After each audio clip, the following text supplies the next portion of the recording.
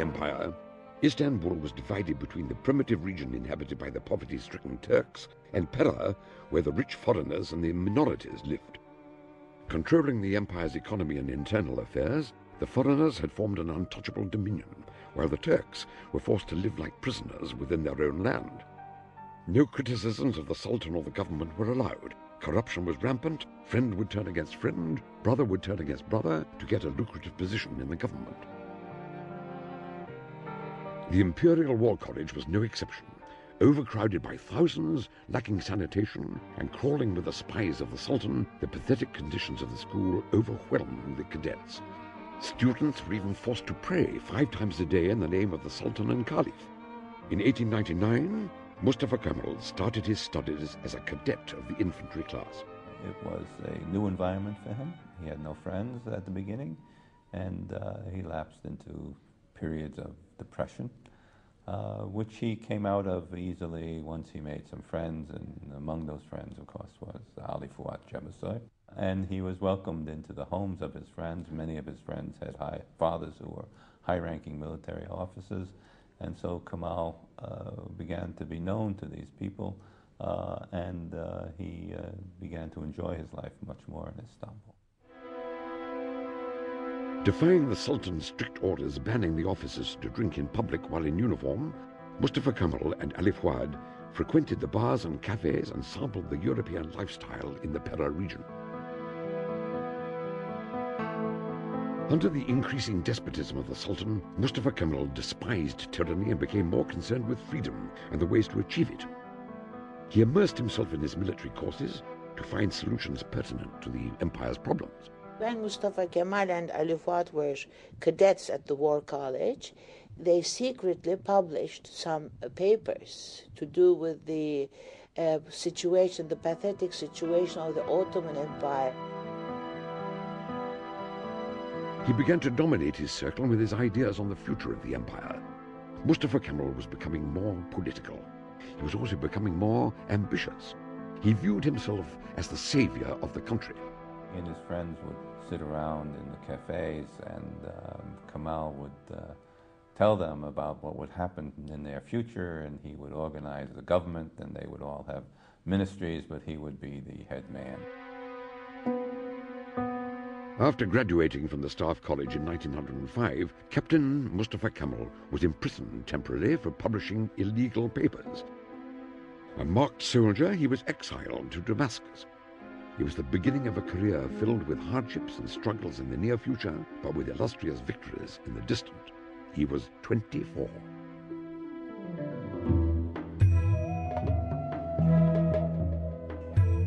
During his 3-year exile in Damascus, Mustafa Kemal witnessed corruption within the army, resentment in the subjects of the empire, and above all, he realized how radical Islam, which ruled their lives, enslaved them and blocked all progress.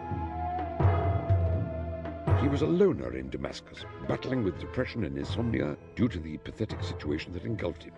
He realized that change could not be achieved by force alone. It had to be methodical, well-founded.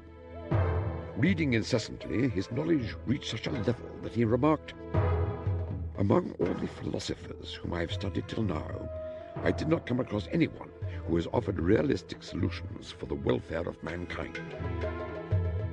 To prepare other officers and the people, he and his friends formed a secret organization named Motherland and Freedom, their motto being, "Where there is no freedom, there is death and extinction.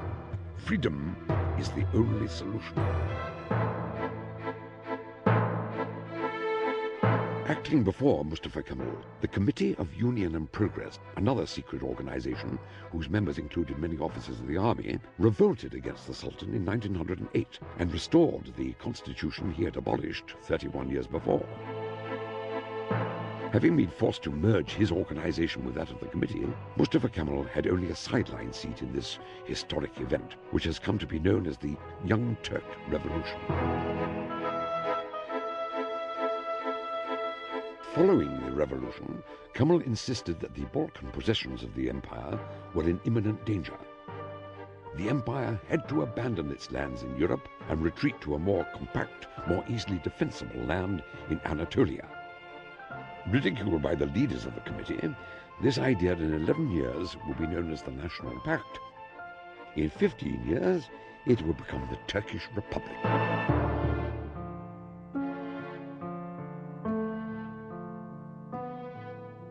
A year later, the Sultan staged a counter-revolution to overthrow the liberal democracy established by the Young Turks.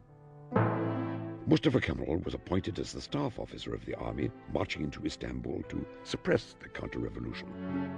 Naming it Army of Action, the 2 telegrams he sent to the general staff contained such terms as nation and the will of the nation. Unprecedented in official correspondence till that day, they foreshadowed his plans for a future government.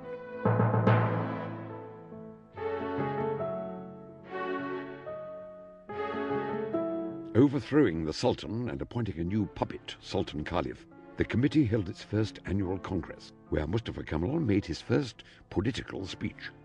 Criticizing the party, he insisted that the military should withdraw from politics and that religion and state affairs should be separated.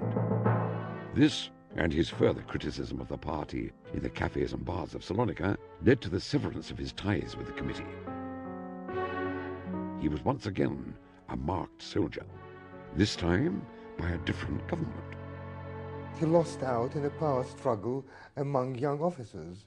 He was extremely ambitious, but his main rival, Enver, who then became Enver Pasha, was more dashing, even more ambitious, and the two were in constant competition from the 1908 Young Turkish Revolution onwards.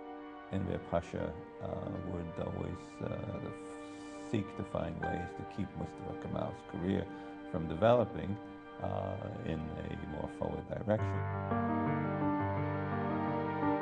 Immersing himself in his career, he wrote and translated military books and began to devise strategies for the empire's defense against an attack from the Balkans, which, with the growing appetites of the newly formed nations, seemed highly probable.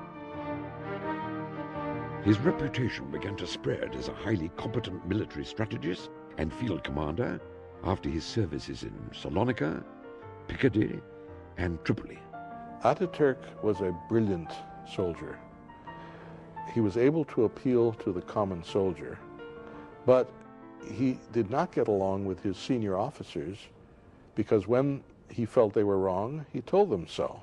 As a result of that, the senior people in the army constantly wanted to get Mustafa Kemal as far away from them as they could. After their defeats in the Tripolitanian and Balkan Wars, the empire lost most of its possessions in Europe and North Africa. Capitalizing on the situation, 3 members of the committee, Enver, Cemal, and Talat, established a triumvirate which would rule the country with an iron fist for the next 6 years. The committee, which came to power with promises of overthrowing tyranny, itself became a dictatorial oligarchy with Enver in the lead. After his ongoing criticism of the party and Enver, Mustafa Kemal was posted as military attaché to Sofia. While he was there, he was the darling of the diplomatic community in Sofia. Handsome man. He was always willing to cut a figure. There was a party, and Kemal sent to Istanbul for a janissary uniform, which created quite a stir in Sofia society. Although he enjoyed the social scene of Bulgaria, Mustafa Kemal was disillusioned with the situation of his career.